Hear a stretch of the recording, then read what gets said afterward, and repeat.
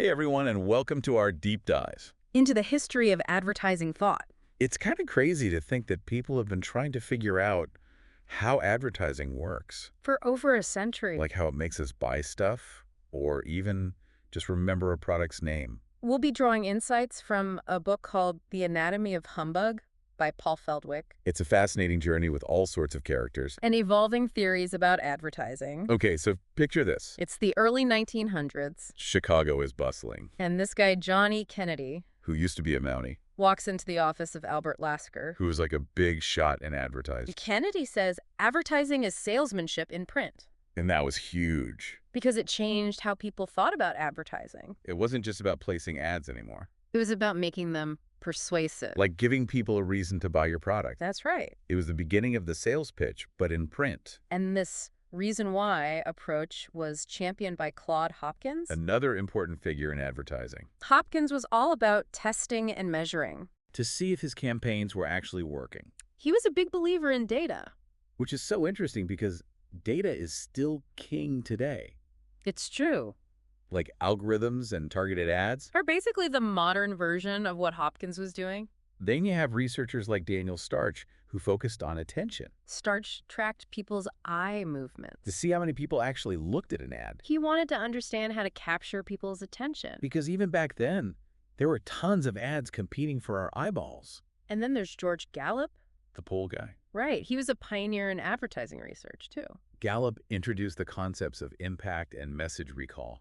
To see if people actually remembered an ad after seeing it. So it wasn't enough for people to just see an ad. It had to stick with them.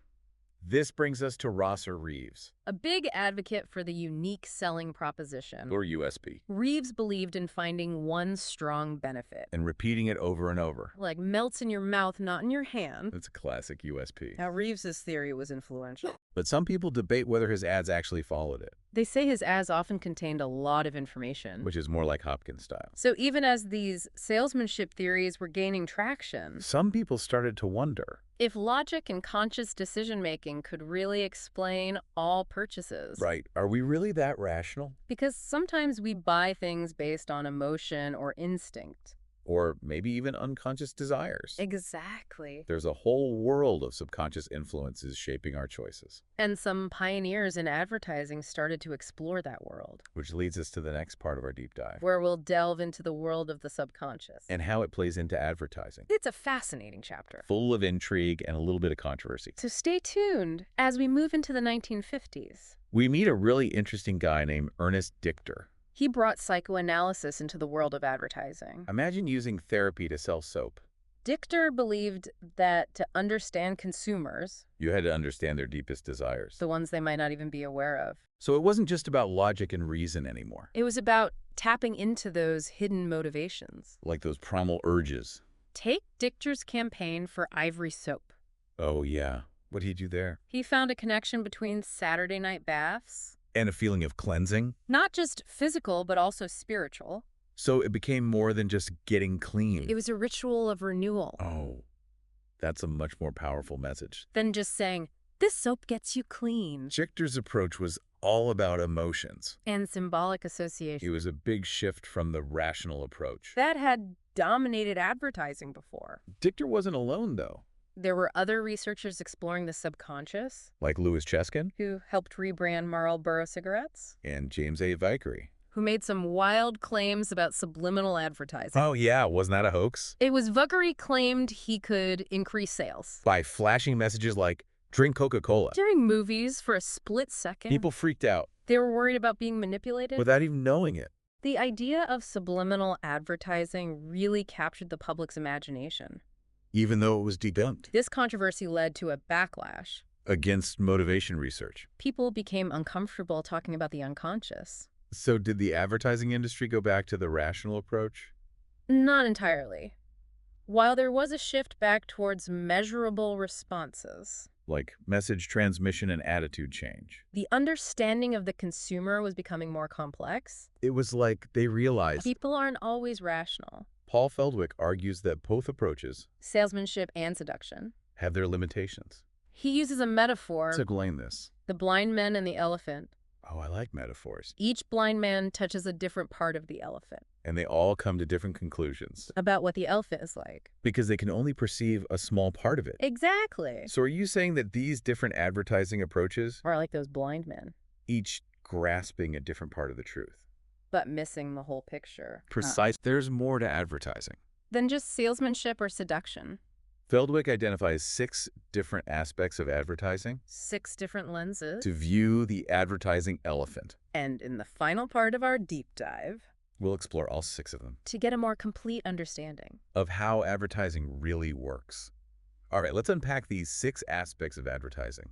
that Feldwick talks about in the Anatomy of Humbug. We've already covered salesmanship and seduction, Right, the rational and the emotional. but now we're going Deeper. into the other 4 perspectives. So what's the third aspect? It's called salience. Salience. It's about standing out from the crowd, Being memorable. even if people don't immediately buy your product. It's like planting a seed. That might grow later. Walter Dilscott talked about this. He was an early advertising thinker. Oh yeah, what did he say? He emphasized repetition and familiarity. To make a brand stick in people's minds. He even coined the term meaningless distinction. To describe how small details can make a brand memorable. Like those jingles you can't get out of your head. Exactly.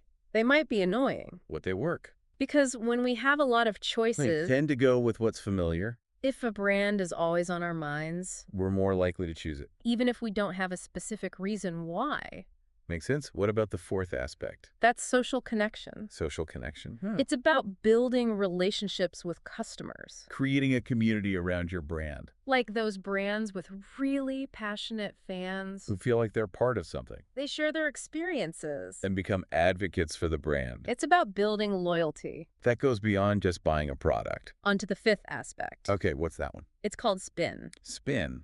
That sounds a little shady. It can be, but it doesn't have to be. So what does it mean in advertising?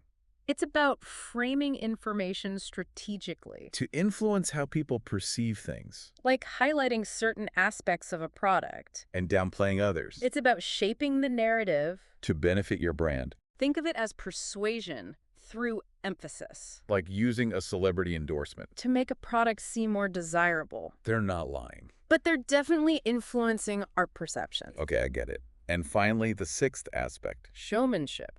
Showmanship. Now that sounds fun. It's all about entertainment, And capturing attention like those Super Bowl commercials. that everyone talks about. They might not be directly selling a product. But they create buzz around the brand. It's like the old-time snake oil salesman, who drew crowds with their charisma. even if their product was bogus. So we have salesmanship, seduction, salience. Social connections, spin, and showmanship. 6 different ways to look at advertising. It's a much more complete picture. Than just focusing on 1 or 2 approaches. This has been an incredible journey.